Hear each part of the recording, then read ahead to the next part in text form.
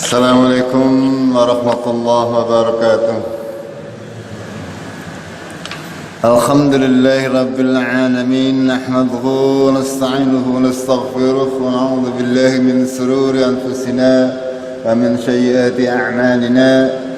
May yahdihillahu fala mudilla lahu wa may yudlilhu fala hadiya lahu. Asyhadu an la ilaha illallah wahdahu la syarika lahu wa asyhadu anna Muhammadan 'abduhu wa rasuluh. Allahumma salli wa sallim wa barik ala Muhammadin wa ala alihi wa ala ashabihi ajma'in. Amma ba'd. Qala Allah ta'ala fil kitabihil karim. A'udzu billahi minasy syaithanir rajim. Ya ayyuhalladzina amanu taqullaha وقولوا قولا سديدا يصلح لكم أعمالكم ويغفر لكم ذنوبكم ومن يطع الله ورسوله فقد فاز فوزا عظيما.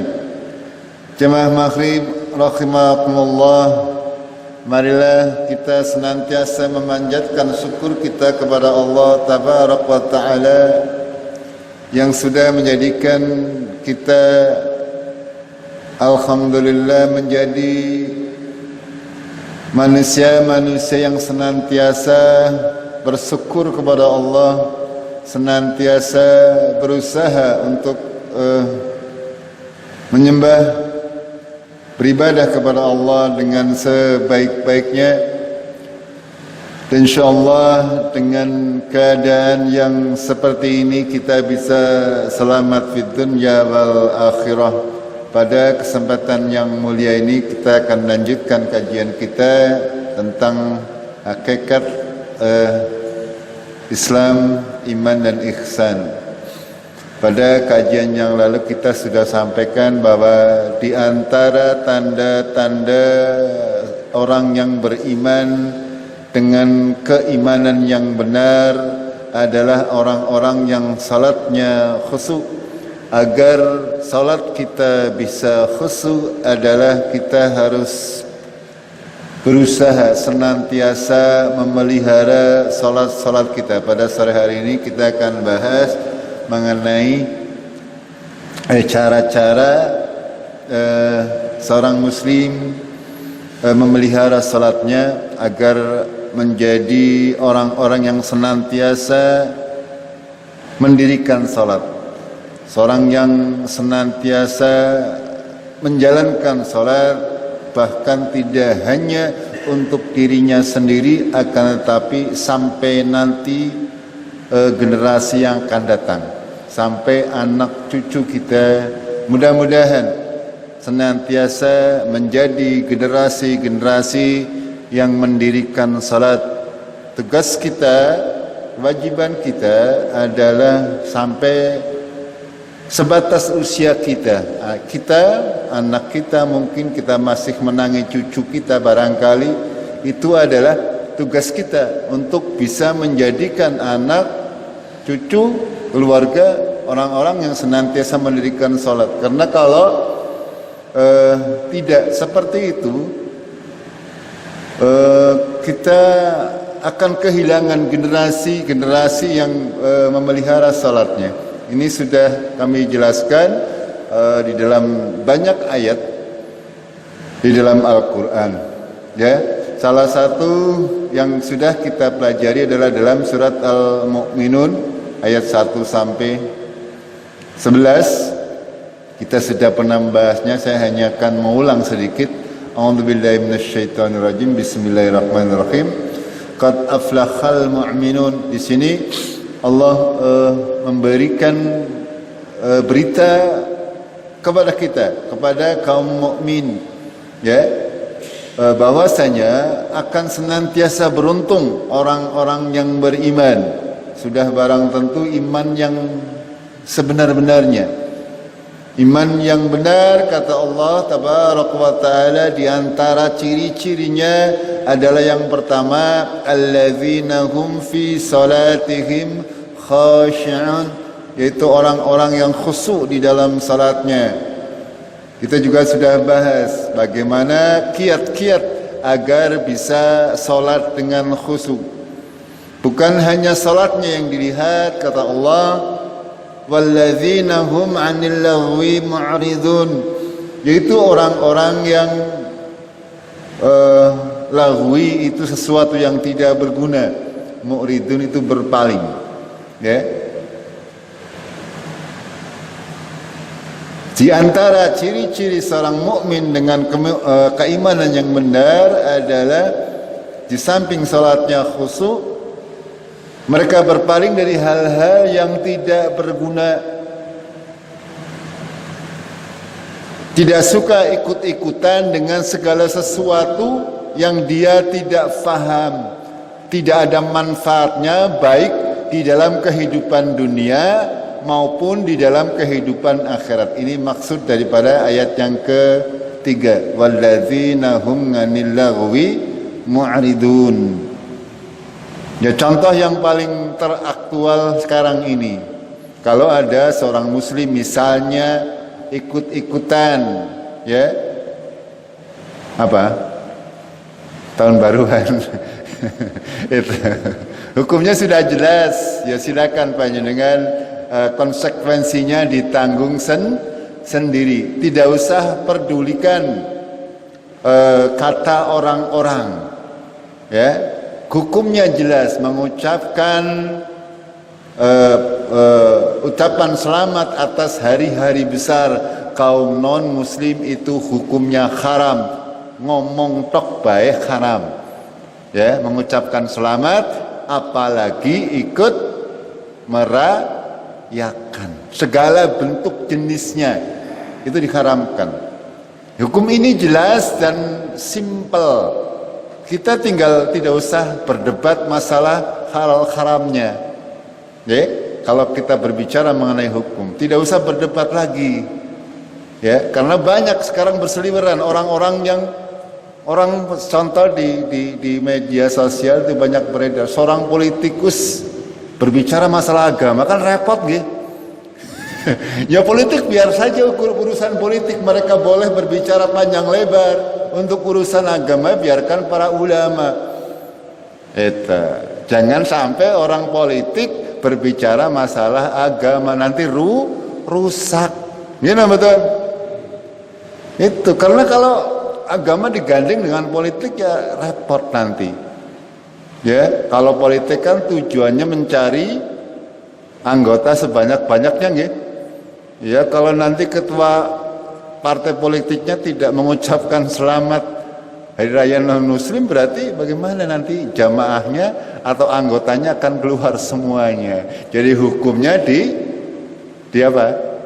Dikena. Itu. Agama itu jelas, ya. Yang haram jelas, yang halal jelas. Ada yang remang-remang, ini orang-orang yang suka yang remang-remang. Gitu. Kalau kita yang jelas-jelas saja, perkara mau pelaksananya seperti apa itu sudah tergantung pribadi masing-masing. Monggo, ya, resikonya ditanggung sendiri. Segala macam bentuk, ya, di dalam rangka, ya. Contoh yang mudah ini perayaan tahun baru. Ini semuanya diharamkan oleh Allah dan Rasulnya. Dalam bentuk apapun juga. Sehingga mari kita anggap biasa saja. Para ulama mengatakan yang paling paling benar, ya, adalah menganggap biasa, tidak ada bedanya antara malam hari ini dengan malam-malam yang lain. Tidak usah mengkhususkan dengan ibadah tertentu juga. Ya, ada sebagian masyarakat muslim untuk membuat acara tandingan, ya, misalnya dengan mengadakan kajian akbar di malam tahun baru. Tidak perlu, ya. Kalau kita, ya, biasa malam Jumat kajian habis maghrib, ya biasa saja, jalan saja biasa. Itu contoh seperti itu. Tidak usah, kalau memang tidak pas kajian, tidak usah. Anggap saja tidak ada apa-apa ini. Ya. Karena banyak disinyalir kaum muslimin banyak yang tidak memahami ya, memahami hal-hal seperti ini sehingga mereka terkadang latah, ya. Ya ada yang membuat acara-acara sendiri walaupun acaranya kecil-kecilan. Ya misalnya bakar entok pada malam tahun baru. Kenapa harus menunggu malam tahun baru? Bakar entok mah setiap malam juga boleh. Itu contohnya. Tidak usah dihubung-hubungkan. Gitu. Ini maksud daripada walladzina hum 'anil lagwi mu'ridun. Sesuatu yang tidak ada faedahnya, tidak mengandung pahala, ya. Itu ngapain kita ikut-ikutan? Sesuatu yang tidak ketahui hal itu bermanfaat bagi kita, ngapain kita ikut-ikutan? Ya, usahakan ya, tidak mungkin kita bisa menghindari semuanya, tidak mungkin. Akan tapi mulai nipil hal-hal yang memang tidak berguna ya kita tinggalkan.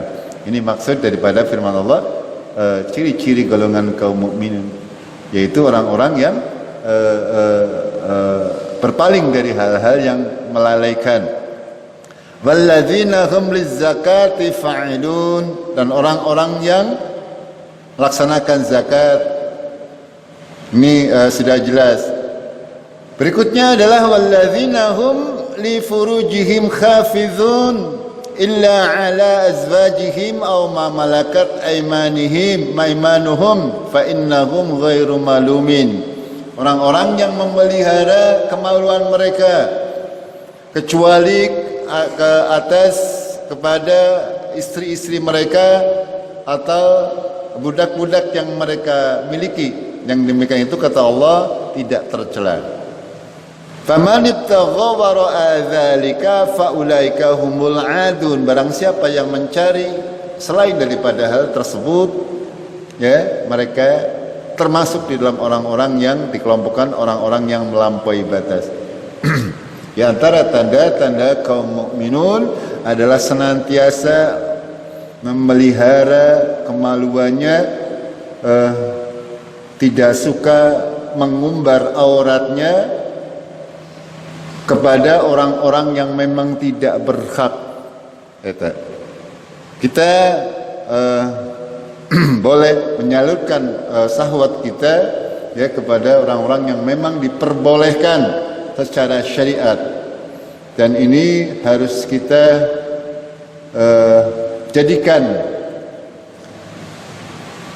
jadikan pegangan ayat ini agar supaya kita senantiasa ingat. Yang berikutnya adalah walladzina hum li amanatihim wa ahdihim ra'un. Ya, orang yang senantiasa menjaga amanat dan janjinya. Golongan kaum mukminin yang beruntung kata Allah tabarak wa taala, di antara ciri-cirinya adalah dia ketika diberi amanat, dia tunaikan amanat tersebut dengan sebaik-baiknya, baik itu amanat kecil maupun amanat besar, ditunaikan sesuai dengan hak dan kewajibannya. Begitu juga ketika berjanji, baik janji kepada manusia ataupun janji kepada Allah, mereka menjaganya.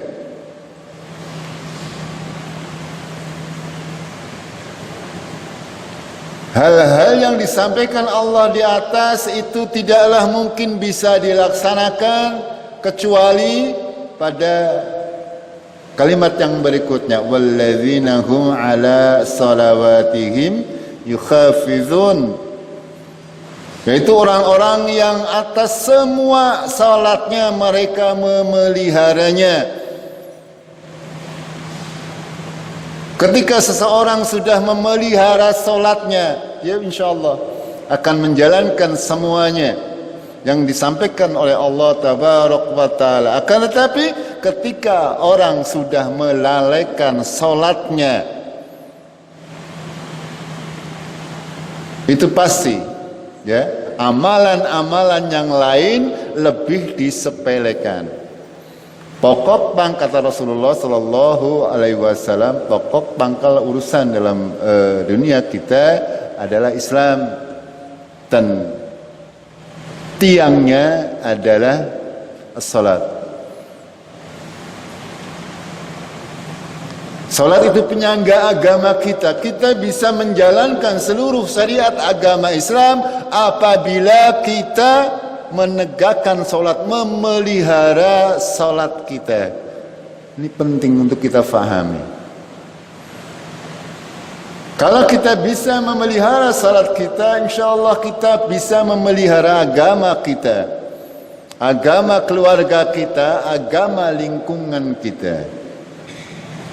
Tapi ketika salat sudah disia-siakan, ya, sudah barang tentu hal-hal yang disampaikan di sini akan kacau semuanya. Kalau sholat sudah disia-siakan, tidak akan ada orang yang bisa sholat khusyuk, ya, tidak ada orang yang mau bayar zakat, ya, perzinahan ramai di mana-mana, aurat dibuka di mana-mana. Itu karena apa? Karena mereka tidak memelihara sholat.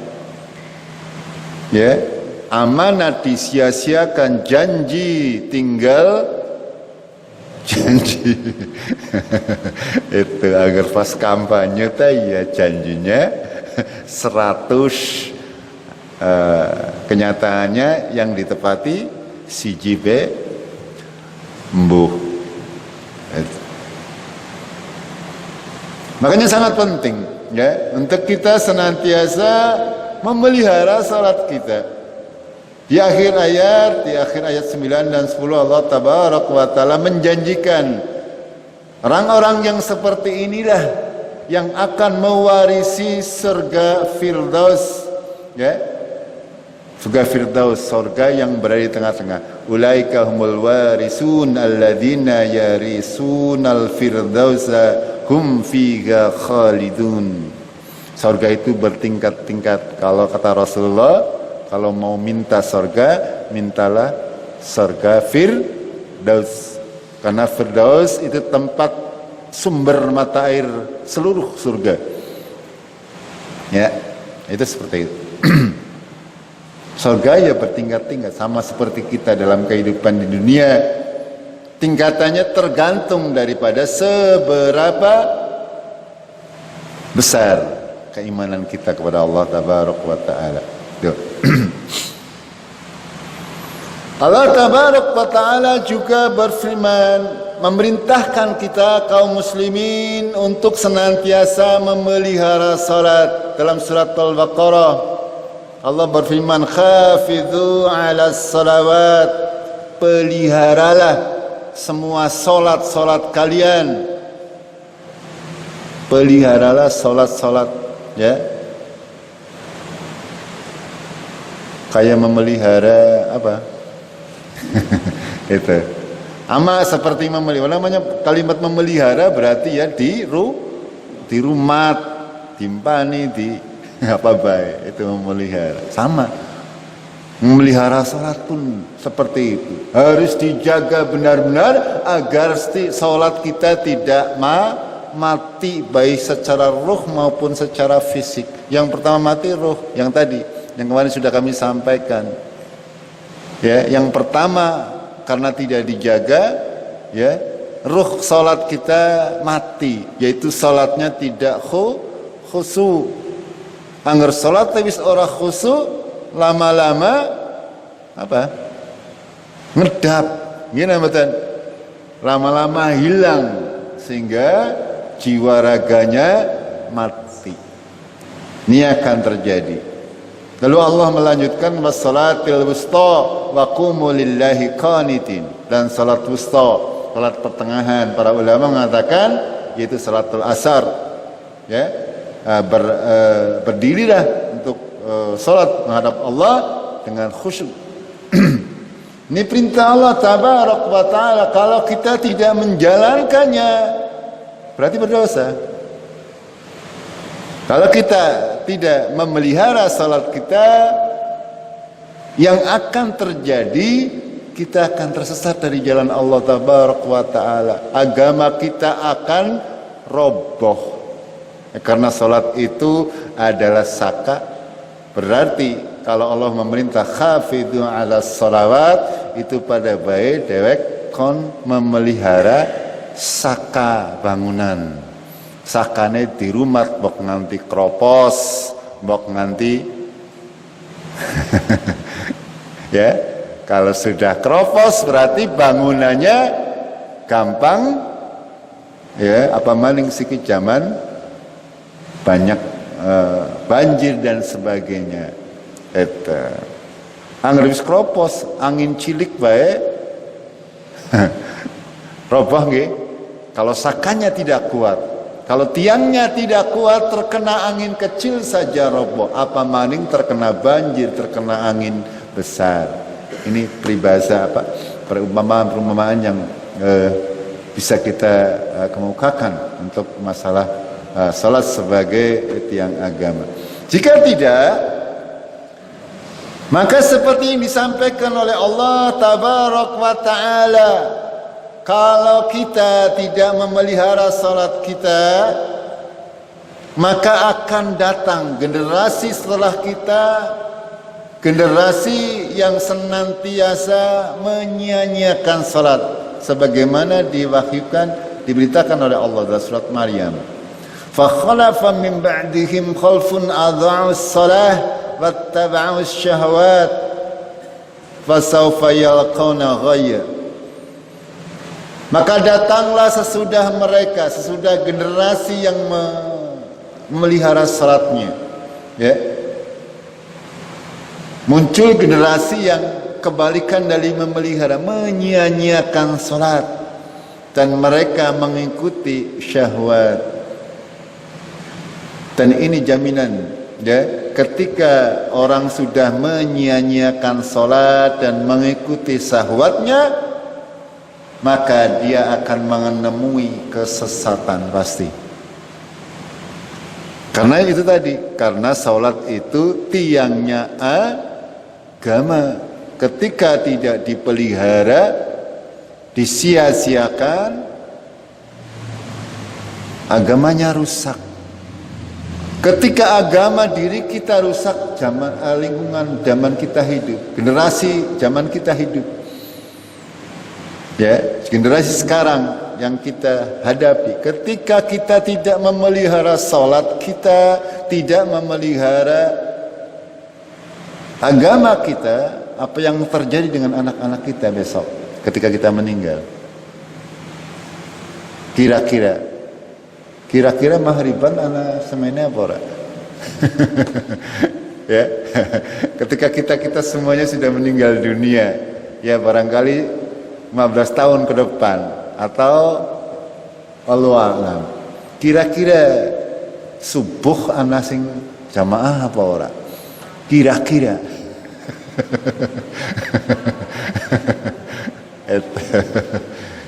Saya pas kapan itu ke Cilacap, ya, salat maghrib dan isya di Cilacap, ingatan dewek, qomat dewek, imami dewek, makmum dewek, subhanallah, isya dan maghrib, masjidnya lumayan besar, itu, ya, adzan dewek, qomat dewek, ya, maghrib bareng dengan saya, itu. Ini bisa saja terjadi di masjid yang kita bangun dengan ya berdarah-darah itu. Kalau tidak kita pelihara dari sekarang, kalau kita tidak berjihad diri kita sendiri dari sekarang, ya akan terjadi seperti ini. Dan ini bukan 1-2 masjid di Indonesia, ya khususnya, ya, atau di seluruh dunia mungkin. Berapa banyak masjid-masjid yang luar biasa mewah masjidnya, tapi jamaahnya luar biasa sepi, luar biasa sepi. Itu. Ini. Ya. Ini pasti kata Allah, ya. Kalau mereka sudah melalaikan sholat dan mengikuti syahwat, maka pasti akan menemui kesesatan. Ini pasti. Hanya harus kita tanamkan dalam diri kita, ya, agar supaya minimal tanggung jawab kita semasa kita masih hidup, kita masih menangis sampai apa, ya, sampai anak cucu mungkin, ya itu berarti masih menjadi tanggung jawab kita. Nanti kesananya sudah tanggung jawab generasi berikutnya lagi, agar senantiasa tiap generasi itu mewasiatkan hal seperti ini agar langgeng. Itu kalau tidak saling mewasiatkan, ya itu tadi, mungkin generasi cicit saya sudah tidak bisa sholat.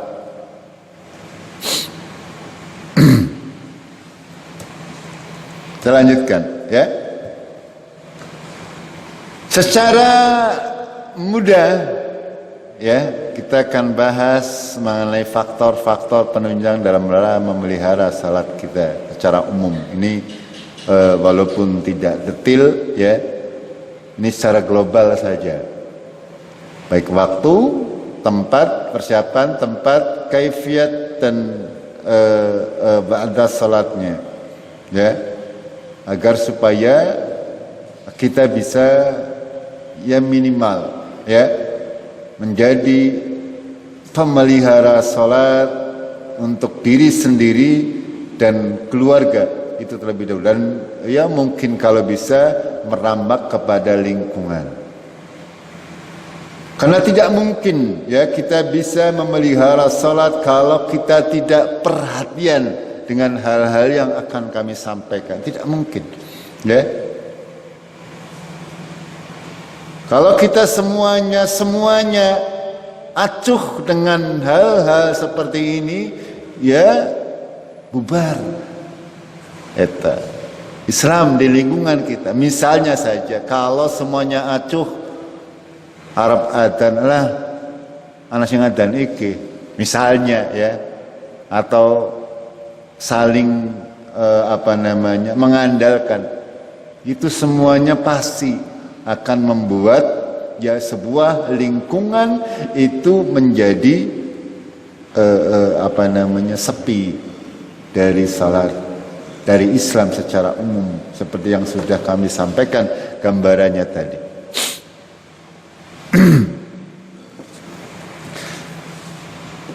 Jemaah maghrib rahimakumullah, Allah tabarak wa ta'ala berfirman dalam surat An-Nisa ayat 103, fa idza qadaytumus shalah fadhkurullaha qiyaman wa qu'udan wa 'ala junubikum. Ini perintah Allah, lanjutan daripada perintah salat khauf, ya, salat dikala di saat peperangan, ya, dalam An-Nisa 101 dan 102. Itu Allah memberikan syariat tentang tata cara salat di dalam peperangan. Lalu Allah melanjutkan, ya, di dalam surat ayat 103, ya, ketika faida qadaitumus shalah, ketika kamu sudah menyelesaikan salat, maka berzikirlah, mengingat Allah dalam keadaan qiyaman wa qu'udan wa 'ala junubikum, ya, baik waktu berdiri, waktu duduk maupun berbaring. Lalu Allah melanjutkan faidat ma'nantum, ketika kamu sudah dalam keadaan aman, faqimus shalah, maka dirikanlah salat, karena innas salata kanat 'alal mu'minina kitaban mauqutan, karena salat itu adalah kewajiban yang ditentukan waktunya. Seperti kita fahami bersama-sama bahwasanya salat itu adalah yang wajib, ya, ditentukan oleh Allah waktunya, yaitu sehari semalam sebanyak 5 kali. Yang ini yang harus kita pelihara, yang harus senantiasa seorang muslim menjadwalkan hidupnya. Ini harus memperhatikan waktu-waktu sholat. Ini maksudnya. menjadwalkan ketika mau mengarungi kehidupan dalam satu hari, di dalamnya termasuk adalah menjadwalkan 5 waktu sholat agar jangan sampai tertinggal, maksudnya ya. Dalam surat Al-Hud, surat Hud ayat 114, Allah berfirman, wa aqimis shalah tarafayn nahar wa zulafan minal lail innal hasanati yudhibna sayyiat dzalika dzikru lidzakirin.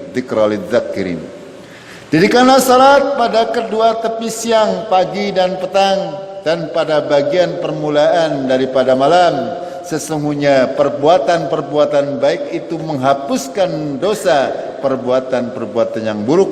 Itulah peringatan bagi orang-orang yang ingat. Ini dalil mengenai waktu-waktu sholat, ya.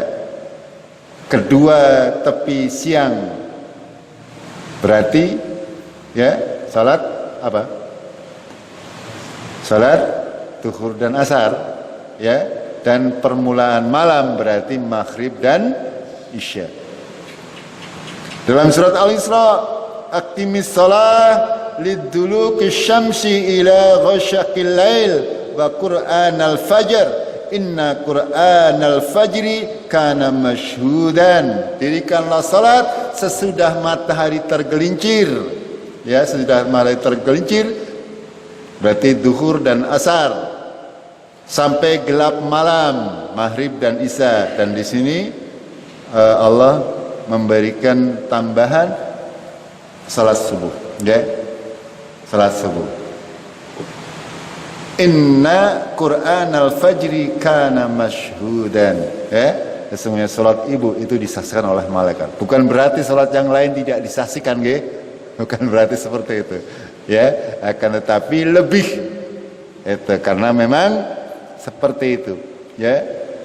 Dalam hadis Rasulullah Sallallahu Alaihi Wasallam, kita harus memelihara 2 salat di waktu dingin, ya, bardain, itu yaitu salat subuh dan salat asar. Itu yang lainnya bukan berarti yang lainnya tidak harus dipelihara, itu bukan berarti seperti itu, akan tetapi kita harus memberi perhatian lebih, berusaha lebih agar supaya kita tidak melewatkan salat-salat tersebut, termasuk tadi wassalatil wusta. Gitu. Waktu-waktu salat ini agar supaya seorang muslim senantiasa memperhatikan, baik kaum muslimin maupun muslimat, mukminin maupun mukminat, semuanya harus memperhatikan.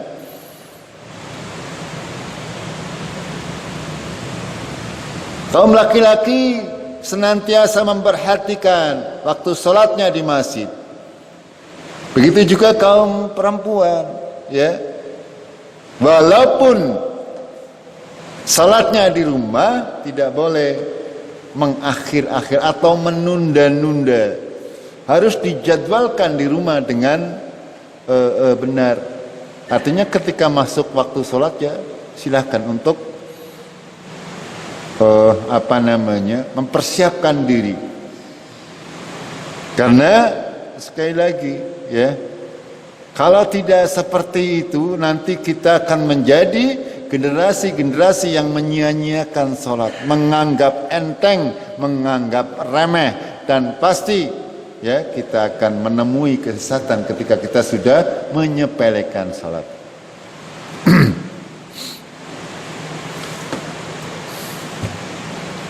Terkait waktu, Rasulullah Sallallahu Alaihi Wasallam mengabarkan kepada kita waktu-waktu sholat, ya, dari Jabir bin Abdullah bahwa Nabi Sallallahu Alaihi Wasallam didatangi Jibril alaihissalam dan berkata kepadanya, bangunlah dan lakukan sholat. Maka beliau melakukan sholat zuhur ketika matahari tergelincir. Kemudian waktu asar menjelang dan Jibril berkata, bangun dan lakukan sholat. Maka beliau Sallallahu Alaihi Wasallam melakukan sholat asar ketika panjang bayangan segala benda sama dengan panjang bayangan benda tersebut. Kemudian waktu maghrib menjelang dan Jibril berkata, bangun dan lakukan salat. Maka beliau sallallahu alaihi wasallam melakukan salat maghrib ketika matahari terbenam. Kemudian waktu Isya menjelang dan Jibril berkata, bangun dan lakukan salat. Maka beliau sallallahu alaihi wasallam melakukan salat Isya ketika syafaq atau mega merah menghilang. Kemudian waktu subuh menjelang dan Jibril berkata, bangun dan lakukan salat. Maka beliau sallallahu alaihi wasallam melakukan salat subuh ketika waktu fajar menjelang. Fajar Siddiq, ya. Inilah dalil. Kalau tadi Al-Qur'annya ada beberapa ayat, 3 ayat, ini diperjelas oleh Rasulullah sallallahu alaihi wasallam mengenai waktu-waktu tepatnya, yaitu subuh itu adalah mulai fajar Siddiq sampai terbitnya matahari. Itu.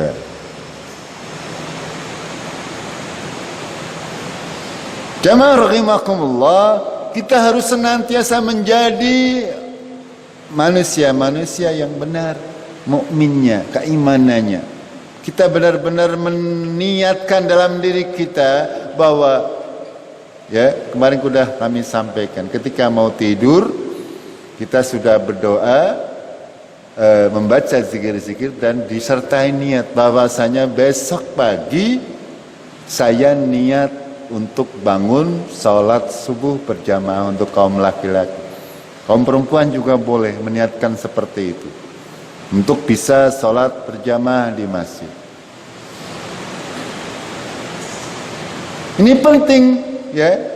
Niat seperti itu penting, karena kalau kita niat saja tidak, ya otomatis tidak akan pernah bisa bangun untuk sholat subuh berjamaah di masjid.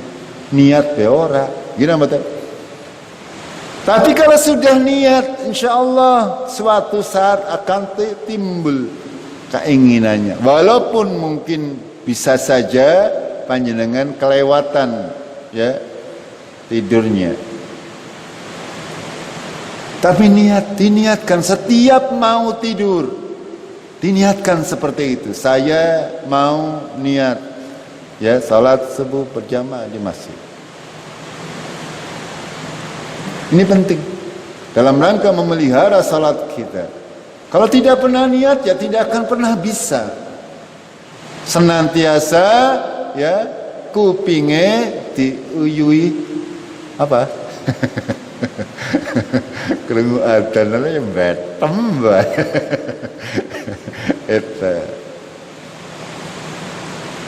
Eta harus kita pelihara benar-benar.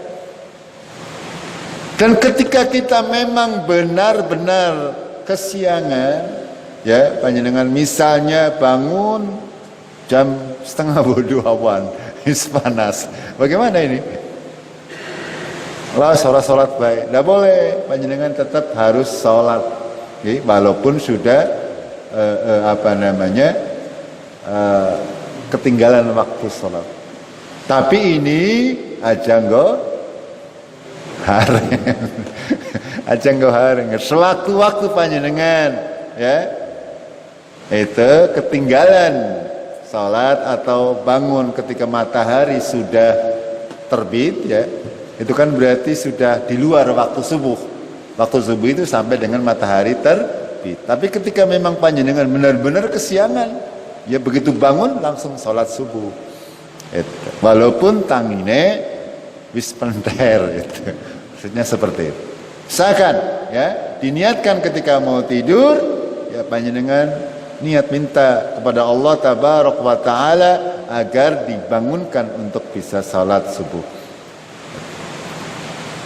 Lalu waktu zuhur adalah ketika matahari tergelincir sedikit, jangan pas lagi panas-panas, saya kata Allah Subhanahu wa taala. Ya, mandan sudah zawal, ya sudah bergeser, mulai tergelincir. Dan waktu asar adalah ketika panjang bayangan sama dengan panjang benda.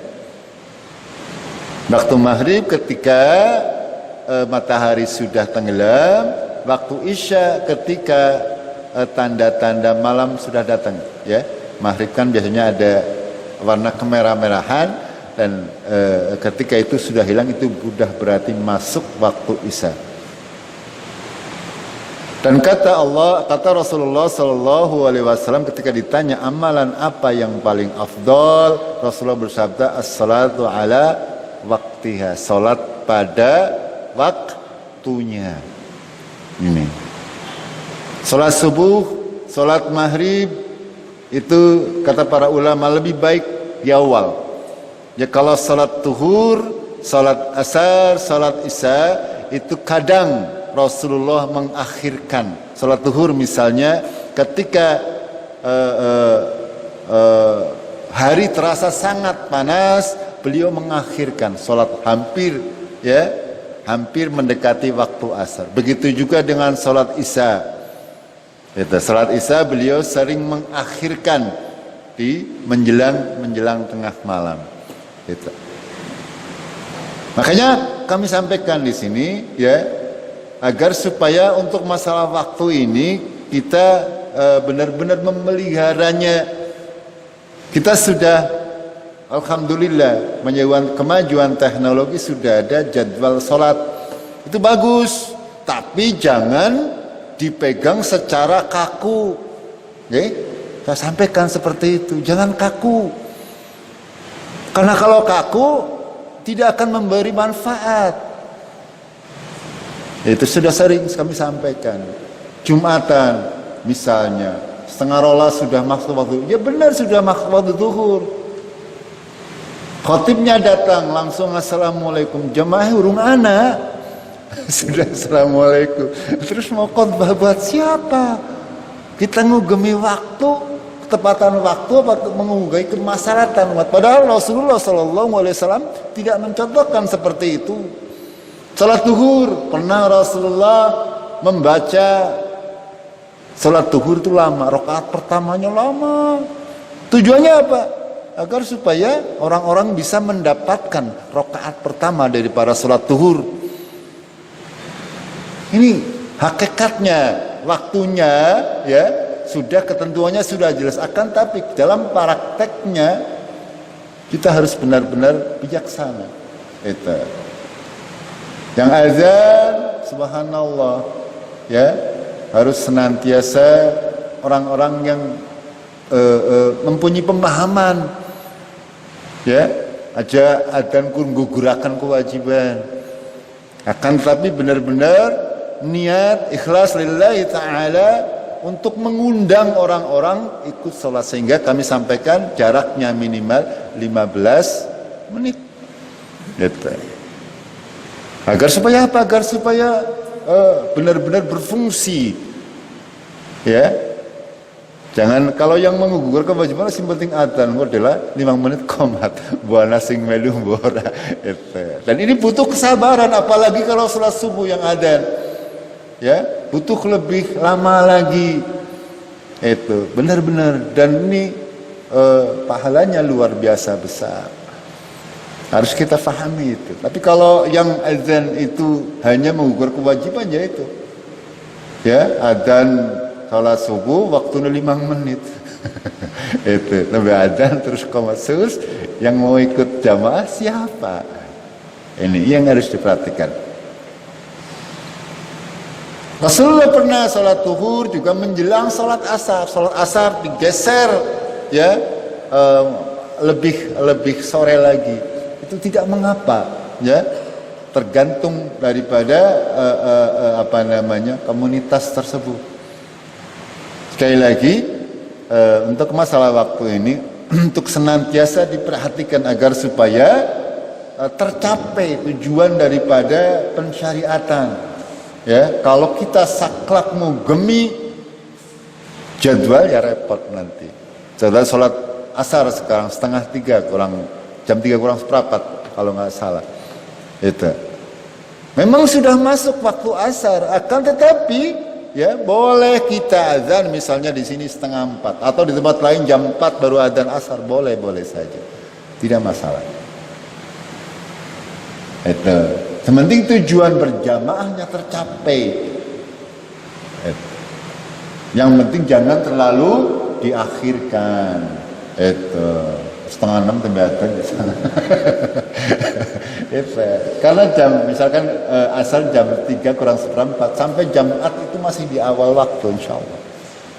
Tapi kalau maghrib dan subuh tidak bisa karena waktunya pendek. Tapi kalau sholat isya boleh diakhirkan, ya. Jangan saklek misalkan sekarang ini jam 7:15 kalau nggak salah waktu isya. Itu. Boleh kita akan misalkan kita azan jam 8, jam 9, boleh, tak apa-apa. Tapi kalau tidak tahu ya mau bingung ngomong gitu. Atau azan zuhur jam 2 siang, boleh. Itu. Kan darahnya salat asar gitu. Ini maksudnya agar kita paham saja. Tapi pada intinya karena kita sudah membuat semacam kesepakatan ya, kita di masjid kita pertama ya untuk zuhur ya sekitar jam 12 dan asar sekitar jam 3:30 agar supaya semuanya bisa kira-kira. Karena apa? Karena memang kita harus sekali lagi menschedule kehidupan kita.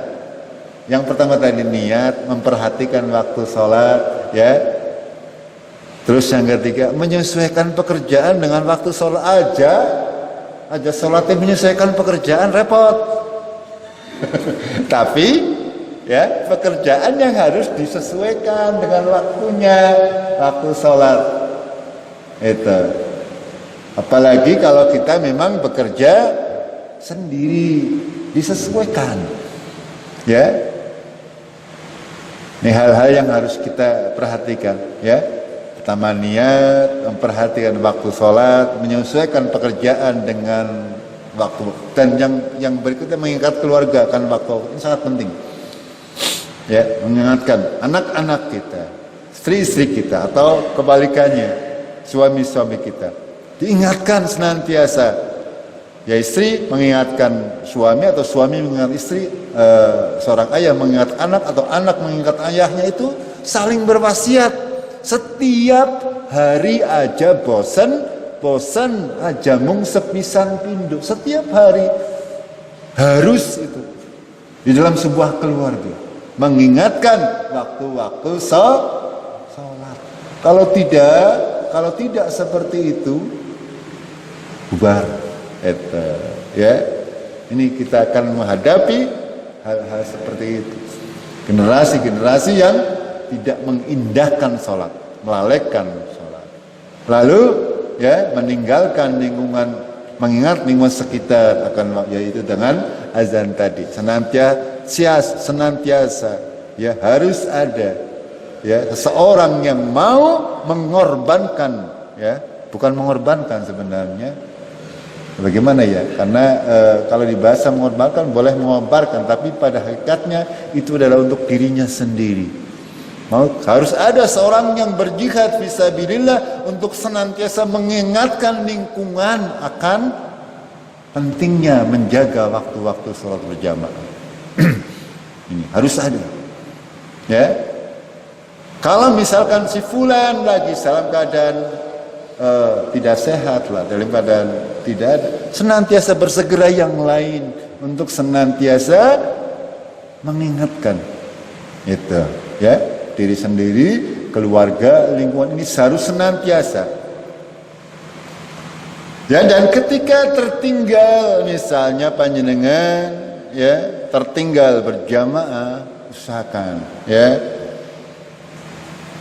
ketika di rumah sama dicari, ya, keluarga-keluarga yang mungkin tertinggal waktu sholat, dan ajak mereka untuk senantiasa bersolat berjamaah terlebih dahulu. Kecuali memang sudah semuanya, baru panjenengan boleh melaksanakan sholat sendiri. Dan terakhir, ya, ketika sakit maupun ketika dalam perjalanan, ya, Harus dipersiapkan sedemikian rupa. Ketika sakit pun yang sehat harus senantiasa mengingatkan yang sakit untuk sholat. Itu. Kecuali sakitnya misalnya sakit pikun dan sebagainya yang sudah tidak. Tapi tetap ya ketika Bob pas lagi kemutan itu diingatkan untuk masalah sholat ini. Tapi kalau yang sakitnya, yang sakit biasa harus senantiasa diingatkan. Karena terkadang ya karena pengaruh obat barangkali tidurnya lama. Itu. Kalau masih mungkin ya, masih mungkin ketika sadar ya diingatkan ya sholat-sholat yang tertinggal itu harus diqadha selangsung pada saat itu juga pada saat kemutan. Ketika panjenengan sakit misalnya dari pagi tidak sadar ya dari pagi sehingga terlewat sholat duhur asar sadar-sadar bar isya. Misalnya ada kasus seperti itu, panjenengan ingat langsung diqadha semuanya, duhurnya diqadha, asarnya diqadha, maghribnya diqadha, begitu juga isyanya. Itu seperti itu ketentuan syariat. Paham nggih? Ketika sakit ini terutama. Dan ketika dalam perjalanan harus senantiasa dikira-kira perjalanannya. Ya, ketika mau bepergian ya dikira-kira. Ya, makanya bepergiannya kalau memang bisa dischedule dengan tidak nabrak waktu sholat, ya panjenengan usahakan seperti itu. Kalaupun harus nabrak waktu sholat, panjenengan harus memperhatikan ya kira-kira bisa di mana bisa berhenti untuk menjalankan sholat ini dari waktunya agar supaya kita senantiasa menjadi orang-orang yang memelihara salat kita. Sampai di sini dulu ya tema kajian kita, mudah-mudahan bisa menjadikan kita orang-orang yang senantiasa memelihara salat 5 waktu kita. Pada akhirnya kita akhiri dengan kafaratul majlis. Subhanakallahumma bihamdik asyhadu an la ilaha illa anta astaghfiruka wa atubu ilaik. Assalamualaikum warahmatullahi wabarakatuh.